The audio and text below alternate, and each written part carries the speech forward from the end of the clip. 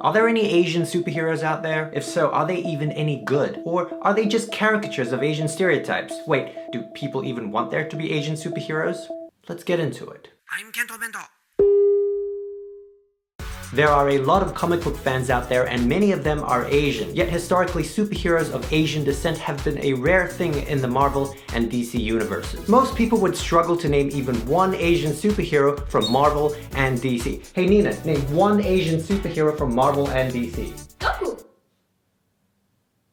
With movies like Captain America Civil War, Batman vs. Superman, and Deadpool already having broken several box office records this year, superhero movies are only getting more popular. And you know, you have the first female solo superhero film in quite some time coming out in 2017 with DC's Wonder Woman, and the first black solo superhero film coming out in 2018 with Marvel's Black Panther. Makes me wonder when we'll see the first Asian solo superhero film on the big screen. But we're a long ways off, because first we actually need a successful and popular Asian superhero in the comics, and thus far it's not clear if we even have one. Well, you be the judge. Here are 10 Asian superheroes from Marvel and DC. Let us know at the end how many you've even heard of.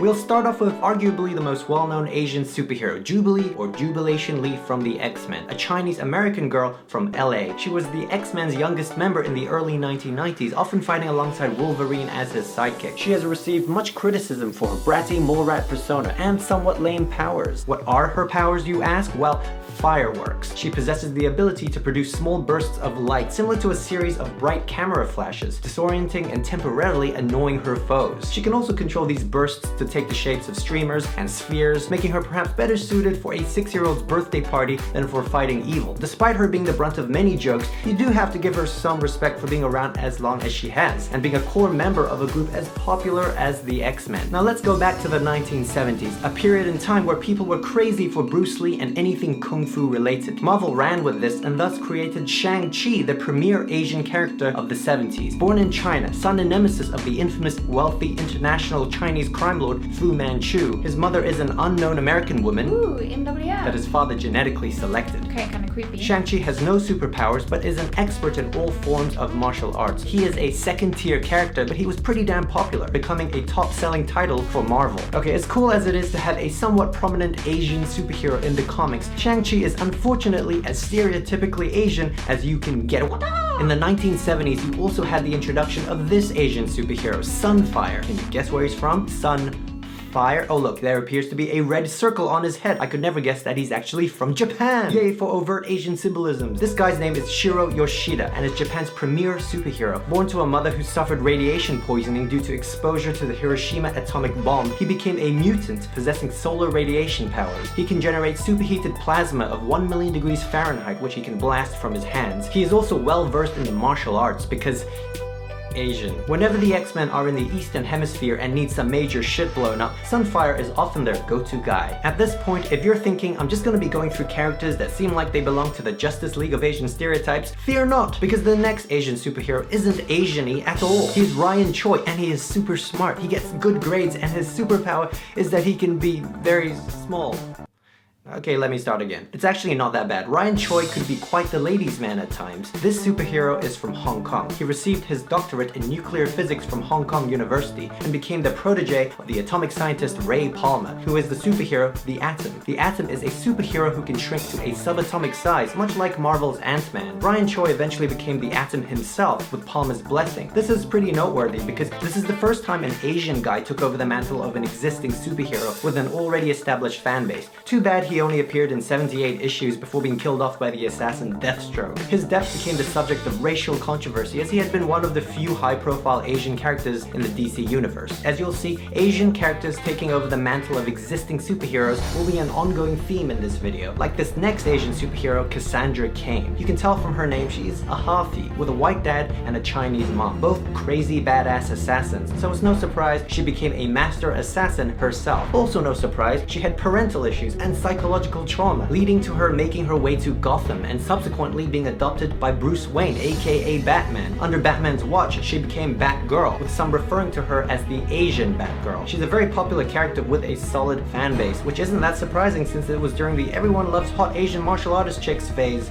a phase one may argue is still ongoing. Continuing this idea of hot Asian martial artist chicks, we have Psylocke. Now this is a controversial entry because technically she isn't Asian. Her real name is Elizabeth Betsy Braddock, and originally she is a blonde-haired girl from Essex, Great Britain. She is a mutant with vast telepathic and telekinetic powers and a longtime X-Man. Psylocke had her soul transferred into the body of a Japanese female ninja, and now she's a white girl in an Asian girl's body who has purple hair, no pants, and a butt floss. She still has her British accent though. She's played by Olivia Munn in the most recent X-Men movie, X-Men Apocalypse. Wait, should we be outraged? Is this another example of whitewashing in Hollywood? Well, I guess it's kind of okay since Olivia Munn is actually half Asian, was raised in Tokyo, and speaks fluent Japanese. So you may be wondering, is there an Asian superhero who's undeniably Asian, not half-caste, wasn't killed off prematurely, not stereotypically Asian, and who isn't lame? Well, yes there is. Kamala Khan, the second Miss Marvel who made her debut in 2013.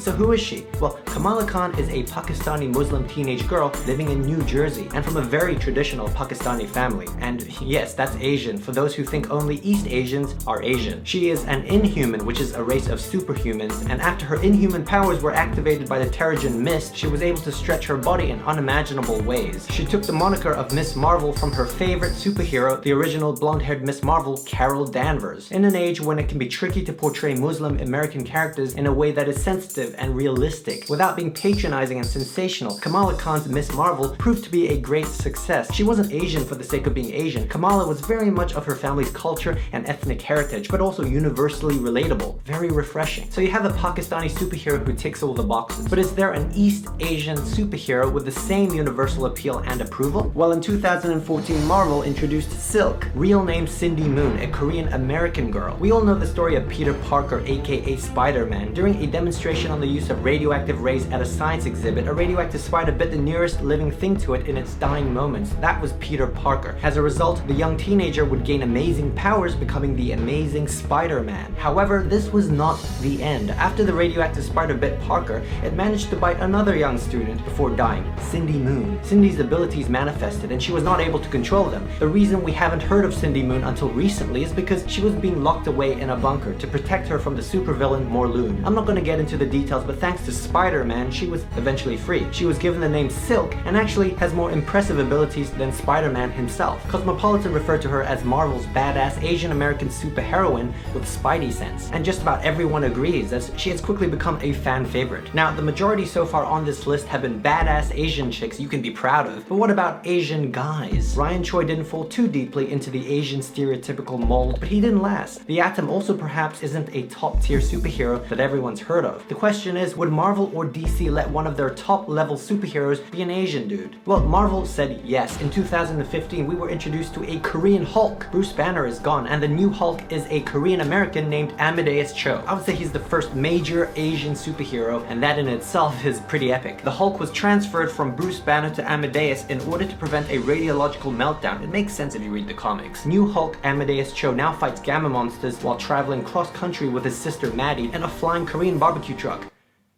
Yes, I said that right. There are people who like this new Hulk, there are many who don't. He's relatively new, so the verdict's still out. Speaking of new Asian superheroes, we end this list with the Asianizing of an even more iconic superhero. Actually, DC one-upped Marvel, making one of, if not the most iconic superhero of all time, Asian. As was recently announced, Superman is now Chinese! Oh my god! The new Superman hits shelves July 13th, 2016, so as of the posting of this video, we don't exactly know what we'll get. But what we do know is that he's a 17-year-old kid from Shanghai named Kenan Kong, and he somehow gets his powers from Superman himself, but unlike the original Superman, he is human. You can imagine the outrage this has caused, as Superman is supposed to be white and American, although really he's an alien. But perhaps he has more in common with being an Asian American, because as Jeff Yang, a columnist for the Wall Street Journal, noted, he has black hair, he wears glasses, he has two different names, an American name Clark Kent and a foreign name Kal-El with a hyphen in it. His parents are non-English speaking and sent him to America to have a better life. There has been criticism criticism towards Marvel and DC for pandering, making superheroes unnecessarily foreign or different. Aside from the Asian superheroes I've already mentioned, there's also a Black Flash, a Hispanic Spider-Man, a gay Green Lantern. Perhaps they shouldn't be taking over existing and well-established superhero characters, but